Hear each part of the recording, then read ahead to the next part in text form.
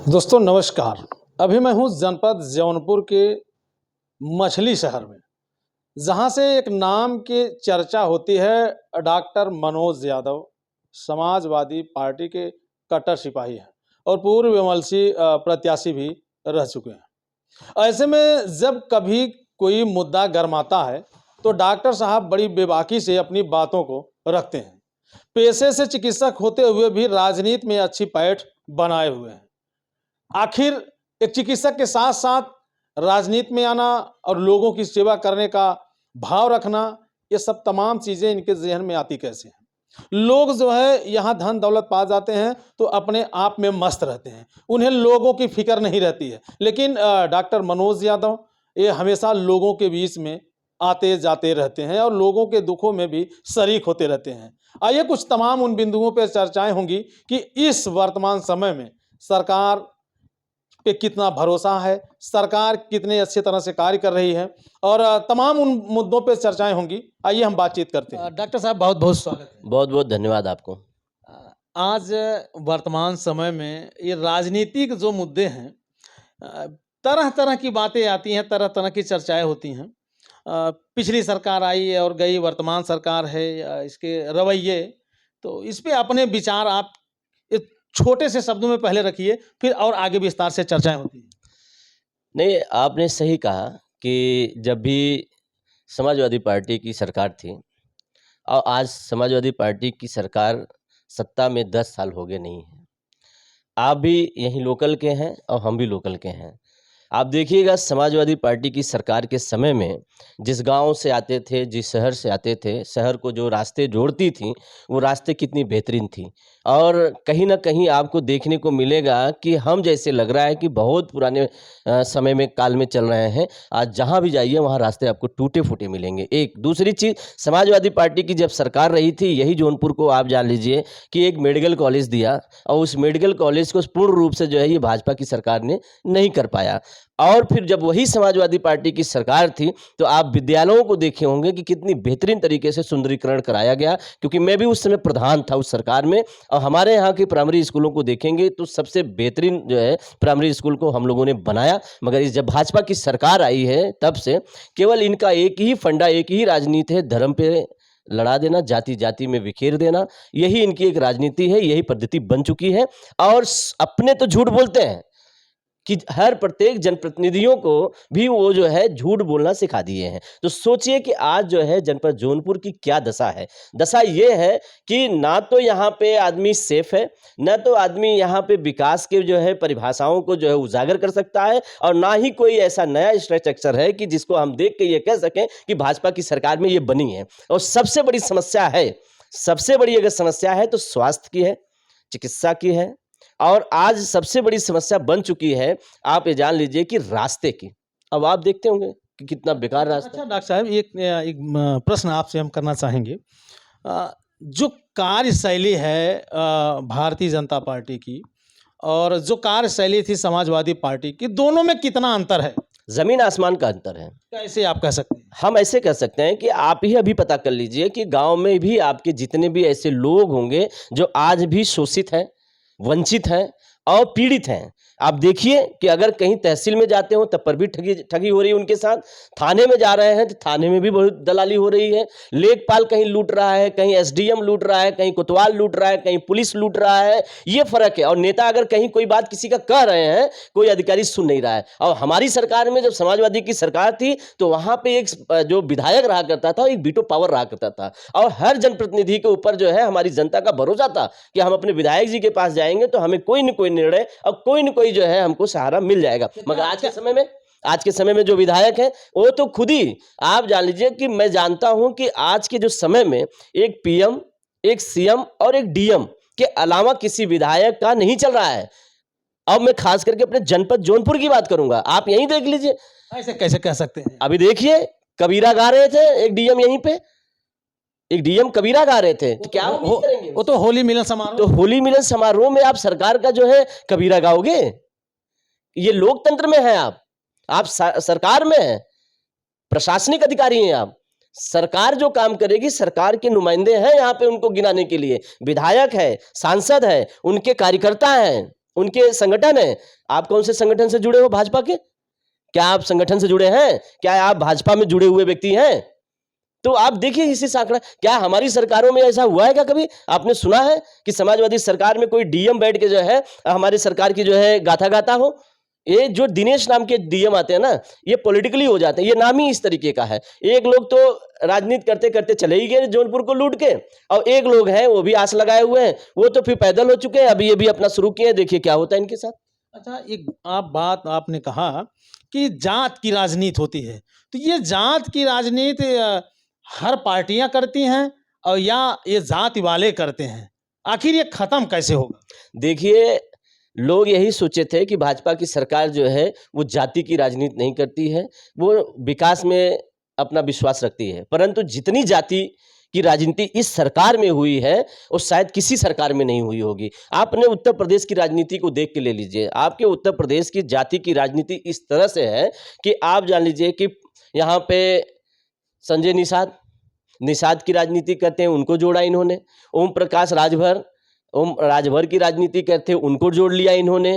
केशव प्रसाद मौर्य पहले से ही थे, मगर मौर्य को उनको आगे देखा कि पहली जो सरकार इन्होंने बनाई कि इनको मुख्यमंत्री बनाएंगे, बैकवर्डों को जोड़ने का काम किया था उन्होंने कि बैकवर्ड जुड़ेंगे तो सरकार हम बनाएंगे, मगर क्या किया, स्टूल मंत्री तक रह गए। इसके बाद क्या हुआ कि आप यहीं क्या नाम है उनका, पल्लवी पटेल को देख लीजिए, पटेल की राजनीति करते हैं, उनको भी जोड़ा इन्होंने। तो क्या आपको भाजपा के लगता नहीं कि भाजपा जाति की राजनीति नहीं कर रही है? ये क्या है, ये सब जाति के लोग नहीं है, इनको तो भाजपा नहीं करके रखा है। तो कहीं न कहीं ये इनका क्रोनोलॉजी है, जनता के बीच में कुछ और बोलना और फिर इसके बाद जो है काम दूसरा कुछ करना। जैसे भारतीय जनता पार्टी की अगर बात करें तो वर्तमान दौर में देखिए तमाम योजनाएं लाई हैं जो गरीबों के हित में हो रहा है। राशन का देख लीजिए, गैस सिलेंडर देख लीजिए, तमाम ऐसी चीज़ें हैं, और बेटी बचाओ बेटी पढ़ाओ, ये सारे बेटियों के लिए जो है निःशुल्क शिक्षाएं लागू कर दी गई हैं। और आप बात कर रहे हैं कि जैसे मान लीजिए सड़क है, तो सड़कें तो चारों तरफ चमचमा रही हैं, कहीं कहीं टूटी हैं, जिसके मुद्दे उठाए जा रहे हैं वो बन रही हैं।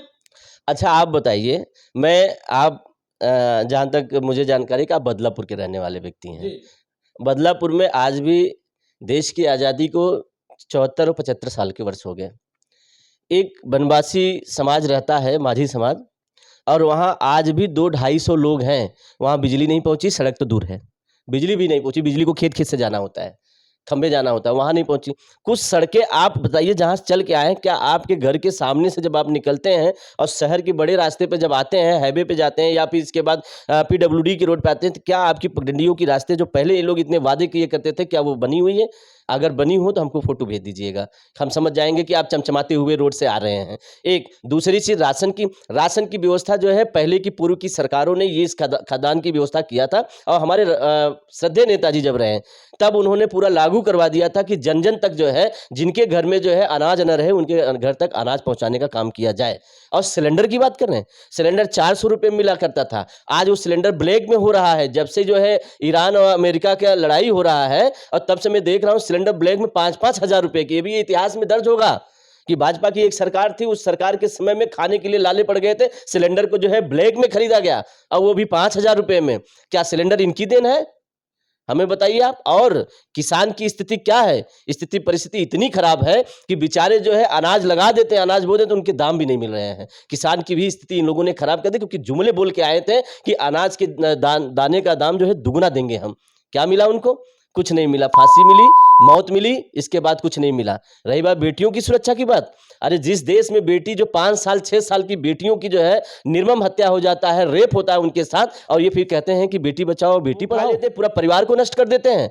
ब्रिजभूषण शरण लोग जैसे, जिनके ऊपर जो है प्रोटेस्ट खिलाड़ियों ने, जो खिलाड़ी महिला खिलाड़ी थी जो है, उनके लिए प्रोटेस्ट की दिल्ली में, कौन सुना इस भाजपा की सरकार में? क्या वो बेटी नहीं थी? उसके साथ कितना अत्याचार हुआ।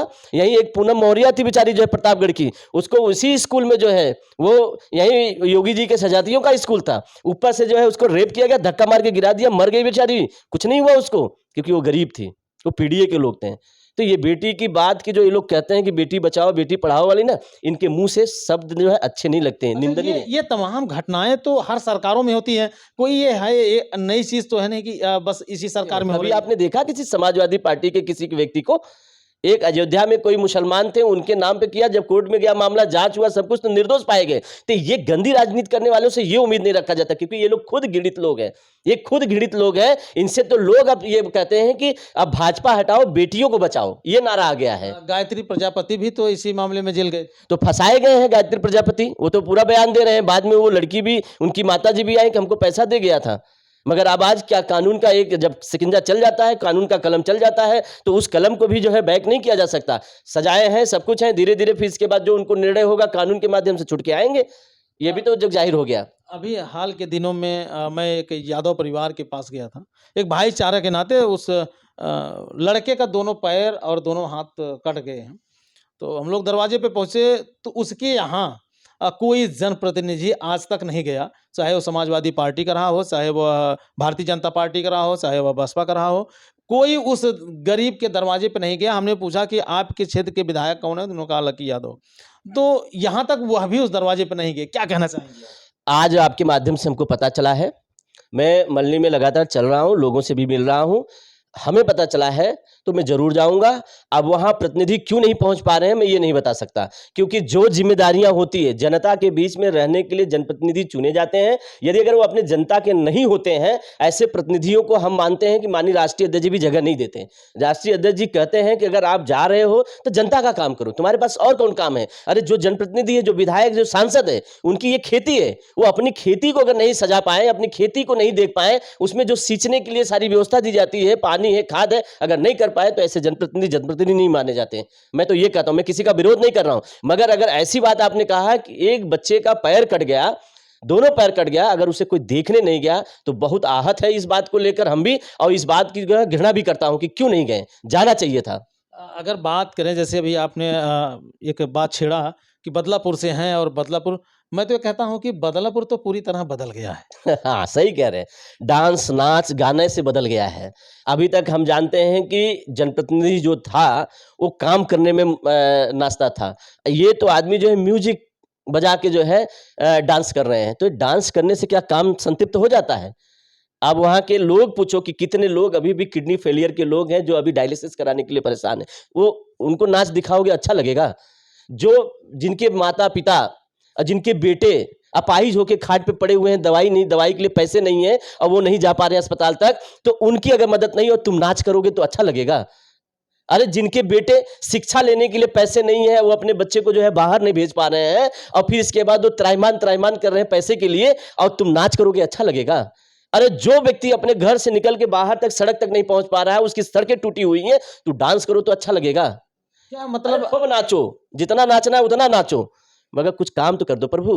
तो कुछ ऐसे वैयक्तिक विचारधारा होते हैं जो इंसान को जो है खुद के लिए जागरूक कर देता है। जैसे अगर बेटे का शादी है, बेटे का विवाह है, और उस उत्सव में अगर पिता ठुमके लगा ही देता है, चाहे वो किसी न किसी पद पे हो, उससे क्या मतलब है? अब उसको अगर राजनीतिकरण दे दिया जाए तो अब फिर क्या कहना है इसमें? नाचो, कोई वो नहीं कहना है, मगर मतलब बहुबोली बात नहीं बोलनी चाहिए, इतना बढ़-बढ़ के नहीं बोलना चाहिए। आप विधानसभा में कहते हो कि पूरा जो है हमारा संतृप्त हो गया, मैं तो आग्रह करता हूं सरकार से कि इनके सारी निधि जो है काट के दूसरे विधानसभाओं में दे दिया जाए, जहां पे विधानसभाएं में जहां काम नहीं है, विकास नहीं हो पाया है। आप दीजिए ना, बगल वाले जो है मल्हनी विधानसभा में दे दीजिए, शाहगंज विधानसभा में दे दीजिए, मुगरा में दे दीजिए बगल में, उसी के जस्ट बगल का है विधानसभा, आप दे दीजिए। संतृप्त हो गया है तो ये तो राइट है ना मुख्यमंत्री साहब को, संतृप्त हो गया है वो एशिया क्लास का, और हमें लग रहा है कि पूरे वर्ल्ड में ही नाम जाएगा कि एक विधानसभा है बदलापुर। वो बदलापुर जो है एकदम विकास से संतृप्त, वहाँ एक भी गरीब नहीं है, वहाँ सब अमीर हैं। उनके इकोनॉमी जो है, एक गरीबों का इकोनॉमी जो है आज के डेट में एक घर अंतिम व्यक्ति तक 1 लाख रुपए तक की आमदनी है। वो बता दें संतृप्त हो गई है। अगर वो बता दें कि हर एक व्यक्ति, अंतिम व्यक्ति जो माझी समाज का होता है, मुसहरा समाज का है, उसके यहाँ एकदम लग्जरियस लाइफ जिंदगी जी रहा है, वो कम से कम लैंड क्रूजर से चल रहा है, रॉयल्स गाड़ियों से चल रहा है, तो हम समझ लेंगे कि हाँ ये संतृप्त हो चुका है। झूठ नहीं बोलना चाहिए, बहुबात नहीं करना चाहिए, बड़बोलापन नहीं होना चाहिए, काम करना चाहिए, काम पे ध्यान देना चाहिए। नाचो गाओ जितना हो वो आप तुम्हारी खुद की लाइफ है, क्या करना है। अब रात बिरात देख रहे हैं कि पता नहीं क्या कर रहे हैं कि रात्रि प्रवास, कहीं दूसरे के घर जा रहे हैं। अरे कभी पता तो करो यार, उनके घर पे क्या दुख है, बगल आप उन जिनके यहाँ जा रहे हो चलो ठीक है, मगर बगल वाले घर पे देखो, इतना तुम नाच रहे हो, ठुमका लगा रहे हो, बाजा बजा रहे हो रात को 12-12 बजे तक, क्या वहां पे देखो उनके घर पे कोई पीड़ित तो नहीं पड़ा है? ध्यान दिए कभी उसको? नाच रहे हो, गा रहे हो और फिर इसके बाद पता नहीं क्या क्या कर रहे हो। पीड़ित से पूछो एक बार, वहां पे उसके बगल में जो पीड़ा, जहाँ जहाँ पे तुम नाच गा रहे हो, उसके बगल वाले घर पे पूछो, देखो वहां पीड़ित है कि नहीं है। ये कभी पता किया इन्होंने? अच्छा, क्या लगता है आपको कि जो है इस बार परिवर्तन कुछ होगा कि जो है वही होगा? परिवर्तन तो होना है और होगा, वो होगा, क्योंकि इन्होंने कुछ किया नहीं है। इन्होंने सिर्फ समाजवादी के काम का फीता काटा है और इनको अपना गिनाने के लिए कुछ नहीं है। आप बताइए, इसी जौनपुर के रहने वाले हैं, आपने ये जो काम किए हो, वो काम एक भी हमको बता दीजिए, आप बताएं, कोई काम बता दीजिए, ऐसा कोई काम है जो काम दिखे? क्या इन्होंने कोई ऐसा अस्पताल बना दिया जहाँ पे गरीबों का इलाज हो रहा हो? ये तो पहले से है। क्या ऐसा मेडिकल कॉलेज इन्होंने बना दिया जहाँ पे गरीबों का खूब बेहतरीन तरीके से इलाज हो, यहाँ को विद्यालय भी हो, वहाँ पे डॉक्टर्स एडजस्ट हों, इनका कोई दिया हो? आप बताइए, कोई ऐसा आप बताइए जो स्मार्ट गाँव, स्मार्ट सिटी बनाने वाले लोग हों, कोई ऐसा रोडवेज बता दो जो ये स्मार्टली तरीके से बनाए हों और इनके रोडवेज की गाड़ियाँ जो जाके रोडवेज में घुस जाती हों, उस सड़कों पर से जाती हैं, सड़कें से निकल जाती हैं। आप बताइए, कोई ऐसा थाना बताइए हमको, कोई थाना ऐसा बताइए जो स्मार्टली हो गया हो, कोई थाना इतना स्मार्टली हो गया हो कि कहीं पे उनके यहाँ क्राइम नहीं होता हो, उनके क्षेत्र में कोई ऐसा थाना बताओ। सबसे बड़ी बात ये है डॉक्टर साहब कि जैसे आप पेशे से चिकित्सक हैं और चिकित्सक के साथ-साथ फिर ये आपके अंदर ये जुनून कहाँ से आया कि मैं राजनीति करूँ? देखिए, मैं समझता हूँ कि अब धीरे-धीरे पढ़े लिखे लोगों की भी ज़रूरत है और ऐसे व्यक्ति की ज़रूरत है कि जो समाज की सेवा कर सकें, उनकी भावनाओं को समझ सकें। मैं प्रधान भी रहा, प्रधान संगठन का ज़िला अध्यक्ष भी रहा। मैं जिस गाँव से प्रधान रहा, उस गाँव में रहते हुए हम देखे हैं कि कितनी यातनाओं, कितनी पीड़ाओं को सहते हुए जो कोई व्यक्ति इस तरीके से दिखता है मुझे, तो मुझे पीड़ा हुआ। तो मैं प्रधान भी हुआ। होने के बाद मैंने देखा राजनीति में क्या हो रहा है। जब मैं क्षेत्रों में चला, तो क्षेत्र में आज भी इतनी कमियां हैं कि जो हमारे बड़े लीडर तक नहीं पहुंच पाती। न लिखना है, न पढ़ना है, न कुछ करना है। अरे जिस क्षेत्र में जाओ, सरकार किसी की भी रहे, मैं कह रहा हूं कि किस लिए ये कैबिनेट बने हैं। जिस विभाग का अगर जरूरत हो आप लेटर लिखो। 403 विधायक हैं, राइट वही है सबको, अधिकार वही है, सबको वही मिलता है। सरकार में जो सरकार के साथ आते हैं तो ज़रूरी नहीं है कि उनका एक गुडविल, मतलब एक पावर्स जो है वो एक अलग होता है, मगर आप अपना काम लेके जाओ। अगर नहीं करता है तो आप मीडियाबाजी में ले आके दिखाओ, उनकी सच्चाई को दिखाओ कि मैंने आपके लिए लड़ाई लड़ा है, मैंने आपके लिए ये मांग किया है और ये सरकार जो है गूंगी बहरी सरकार आपको नहीं देना चाहती है। आपने कभी मांग किया अपने क्षेत्र के लिए, अपने गरीबों के लिए? आप कहिए ना पीडब्ल्यूडी वाले में, उनसे बात करिए, उनसे कहिए। तो आपको यहाँ पे जो पीडब्ल्यूडी के जो मंडलायुक्त लोग हैं, वो जांच करेंगे। आप लिख के दीजिए, नहीं आ रहे हैं तो उनको आप घसीटिए वहाँ पे सदन में, खड़ा करवाइए वहाँ स्पीकर साहब सामने कि पूछो कि मैंने इसको लेटर दिया था इस सड़क के लिए, इस समाज इस जगह के लिए, इनके अधिकारी क्यों नहीं किए? आप लाइए ना, उनको हाजिर करिए ना वहाँ पे। आपके पास तो एक ऐसा कोर्ट है जहाँ पे कानून बनता है। आप विधायक हैं, करना चाहोगे तो होगा, नहीं करना चाहोगे नहीं होगा। हम तो प्रधान थे, प्रधान होने के बावजूद भी हमने बहुत काम किया। मेरे पास बजट भी बहुत कम था, मैंने स्कूल को जो है बाउंड्री किया, पंचायत भवन बनवाया, इंटरलॉकिंग सड़कें बनवाए। सरकार के जो भी सरकार रही हो उस समय भी मैंने वहाँ हमारे यहाँ बिजलियाँ नहीं थी, मैंने बिजली भी लगवाई हर जगह। और पक्की सड़क पीडब्ल्यूडी में हमारा राइट नहीं रहता था, मगर पीडब्ल्यूडी को भी लिख के मैंने भेजा कि हमारे यहाँ पक्की सड़कें, क्योंकि वो दूरी बहुत है हमारे ग्राम पंचायत की, वहाँ पे पक्की सड़कें भी होनी चाहिए। तो आप देखिए मैंने पक्की सड़क भी अपने गाँव में अपने से बनवाया हूँ, किसी विधायक या सांसद के दम पे नहीं बनवाया हूँ। तो काम करने वाला आदमी चाहिए। आपको उस अधिकारी उस विभाग से जाना पड़ेगा मिलने, तब तो आप कर पाएंगे। एक चीज। और दूसरे पे क्राइम की बात कर रहे हैं, क्राइम कभी नहीं होता। 10-90 जो 10-90 था, ये समाजवादी पार्टी के समय में लाया गया था। आज 10-90 की जो काम करने वाले लोग हैं उनको धरना प्रदर्शन देना पड़ा, मांग करना पड़ा कि मेरे पेमेंट रुके हुए हैं, उनके पेमेंट नहीं दिए जा रहे हैं, उनको जेल में भरा जा रहा है। एक 100 नंबर हमने दिया था, 100 नंबर इतना बेहतरीन तरीके का था, एक फोन करो तुरंत पहुंच जाता था। जो घरेलू क्राइम होता था वो रुक जाता था। क्या आज क्या बना दिया उसको इन लोगों ने? एकदम कचरा कर दिया है। और रही बात आपने कहा क्राइम को, जो आपके जिले का सबसे बड़ा गुंडा है उसको जेल में डाल दो, और अगर जैसे ही जेल में जाएगा वो सारे गुंडे जो है नसमस्तक होके जो है या जिला बदर हो जाएंगे या प्रदेश से बाहर हो जाएंगे या जेल में रहेंगे। ये जो योगी जी बोल रहे थे, योगी जी की सरकार में जो है तमाम लोग जो है जिला छोड़ दिए हैं, प्रदेश छोड़ दिए हैं, ये और बहुत सारे लोग मिट्टी में मिल गए। मैं भी यही, सही आपने सवाल किया। मैं यही पूछना चाहता हूं कि मिट्टी में किसको मिलाया इन्होंने। ये टॉप 10 के जो इनके लिस्ट वाले लोग हैं, चाहे पूर्वांचल या पश्चिमांचल से लेके हैं, जो आज भी भाजपा के शरण में रह रहे हैं, ये माननीय मुख्यमंत्री योगी आदित्यनाथ जी की सजाती के लोग, क्या ये मिट्टी में मिले? आज तो मैं देख रहा हूं कितने इनके सजाती के गुंडे हैं जिनके ऊपर 40-40 और 90-90 धाराएं हैं, आपराधिक धाराएं हैं, मामले हैं, वो भाजपा का झंडा लगा के चलते हैं। और एक तो अपने यहाँ जिले के ही हैं, भाजपा में तो अपरोक्ष रूप से हैं, परोक्ष रूप से तो नहीं है, अपरोक्ष रूप से हैं। और फिर यही नगर सेवक के जो है चुनाव में बंबई जाते हैं तो पट्टा पहन लेते हैं भाजपा का। तो ये मैं क्या मानूं, ये कैसा ये मतलब सरकार चला रहे हैं? ये जाति का सरकार चला रहे हैं। इसमें बस एक जाति आज पूरे उत्तर प्रदेश में हावी है, वो चाहे गुंडा हो, चोर हो, मवाली हो, बदमाश हो, कुछ भी हो, बाबा जी का जाति का है, ठीक है, इसको माफ कर दिया जाए। ऐसे कैसे कह सकते? अरे भाई, विजय मिश्रा जी के ऊपर मुकदमे पे मुकदमे, धाराएं पे धारे बढ़े जा रहे हैं, और यहीं अगर मैं धाराएं कम हो रहे हैं, BVIP कानूनी ट्रीटमेंट के तहत उनका धारा कम होते जा रहा है। ये दोहरा चरित्र नहीं है सरकार का। अरे जैसे अपना उन्होंने मुकदमा वापस लिया, उस तरीके से अपने सजातियों का मुकदमा भी कम करते चले जा रहे हैं। जितने भी काले काम करना हो कर लो। अभी गोरखपुर में नोटबंदी, नोट का भी है, नकली जाली नोट का भी आया, उनके एक विधायक भी उसमें फंसते हुए नजर आ रहे हैं। सुब्रत, क्या नाम है, ऐसे कुछ नाम है विधायक का, गोरखपुर के हैं, उनके भी जाली नोट है। तो सिंडिकेट चल रहा है, चाहे वो नोट जाली नोट का हो, चाहे कुड़ीन नशे का हो, तो सिंडिकेट इसी उत्तर प्रदेश में, इसी भाजपा की सरकार में चल रहा है ना। तो क्या समाजवादी पार्टी की सरकार आएगी तो इस पे रोक लग जाएगी? पूरी रोक लगेगी। जितने भी गंदे लोग होंगे, जैसे केशव प्रसाद मौर्य जी का गौ कसी का जो इनका चल रहा है कुजर खाना, उसको भी बंद किया जाएगा, जेल भी डाले जाएंगे। इसके बाद जितने भी बालू खनन वाले ये माफिया लोग हैं, इनकी भी जो है जांच होगी। जांच होने के बाद इनकी बालू खनन की जितनी भी अवैध प्रॉपर्टियां और अवैध संपत्तियां हैं, कुड़ुक की जाएंगी, उन्हें जेल भेजा जाएगा। और जितने ये नोटबंदी उंडी वाले, ये गांजा वोजा शराब वाले जो काम कर रहे हैं, सबके ऊपर कार्रवाई होगी। समाजवादी की सरकार आएगी तो एक कार्रवाई ऐसी होगी कि आप लोग सपनों में नहीं सोचे होंगे कि ऐसा होता था कि नहीं होगा। क्या, मेरा आखिरी सवाल होगा डॉक्टर साहब, क्या राजनीति में आप अपना परचम लहराएंगे अगर मौका मिला? देखिए, जो पॉलिटिकल आदमी होता है वो राजनीति करता है। राजनीति में ये है कि एक अपना भाई अपने तरीके से काम करता है। ये काम आगे का, टिकट देना ना देना, ये पार्टी का काम है, राष्ट्रीय अध्यक्ष जी का काम है, वो करेंगे। उनका जो दिशा निर्देश रहता है, हम लोग उसी पे काम करते हैं। जब तक टिकट नहीं मिलता है तब तक हम लोग मांगते हैं, जब टिकट मिल जाता है तो जिसको मिल जाता है उसकी मदद करते हैं। ये हमारे समाजवादी पार्टी का जो है।